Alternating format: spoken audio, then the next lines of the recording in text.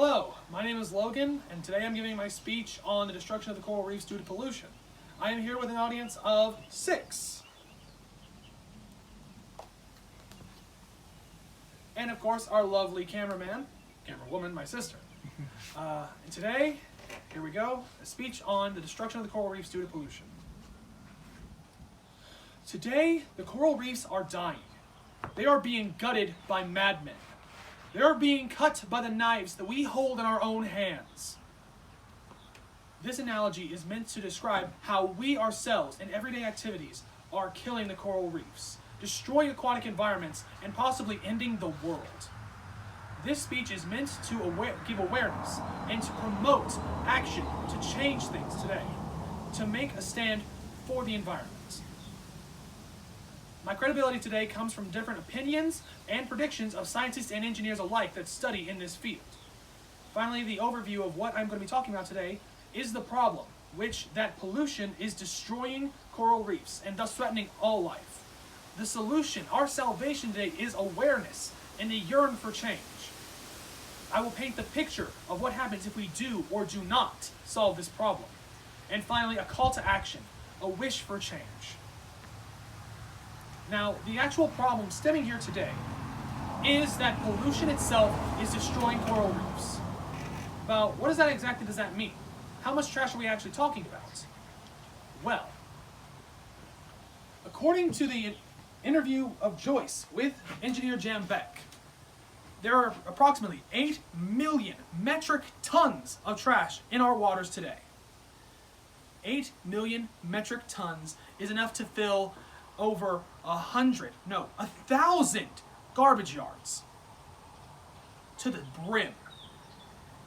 Now, what does this exactly mean for coral reefs? Trash is bad for the environment, but how does it specifically affect these stalks? Well, according to EcoWatch Roar, the chance of a stalk getting infected with any form of disease is 5%, 1 out of 20. But any contact with plastic, rubber, or metal can cause the chance to jump to 85%. A total of 80% increase. The chances of dying at that point are almost explosive.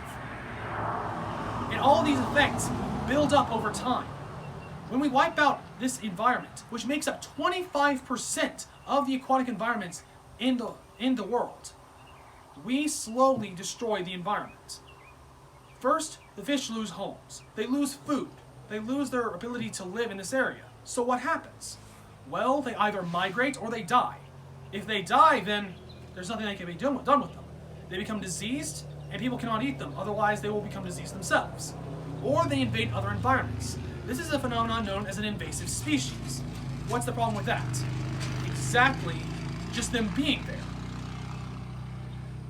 With them being in the environment that they are, they can cause a huge production of change in the food web by eating first-level producers, which causes change in the first-level consumers. This throws the entire chain out of whack, as then predators are forced to split even fewer and fewer resources. And this in turn affects people. If fish die or move out of place, then fishermen, jobs are lost in those areas. People run out of money, or they run out of food, and they can't survive.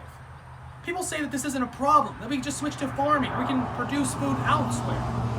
Well, that's not true. You can't grow grass in a desert. And people can't adapt that quickly.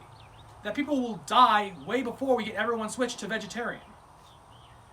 Now, what is the actual problem? What is the actual way to fix this? How do we solve this issue? Awareness and the wish for change. By making people aware of what is going on, we are allowing them to be able to make their choice of change. People say that it doesn't matter if people know. People don't want to make change. But that isn't exactly the truth. If people want something enough, if there are enough people who want things to happen, revolutions are born. Americas are made. People unify together in order to make a difference. In fact, according to WBC, the news network, people in Thailand, thousands of people, were projected to come and clean the beaches, clean the coast of Thailand. That is hundreds of acres of land, possibly thousands, all unified together to work for change, to make a better environment, cleaner for the people. Tell me that it's impossible to make a change. When one person does good, that sparks another act of kindness, and another. And that domino effect makes a change. Now, what exactly would happen if we didn't do this? If no change actually came? What is the picture that we would see?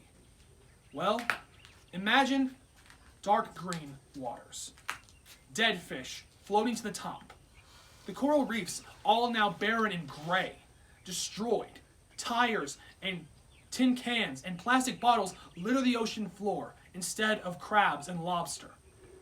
Dead across not just the waters, but the lands as well.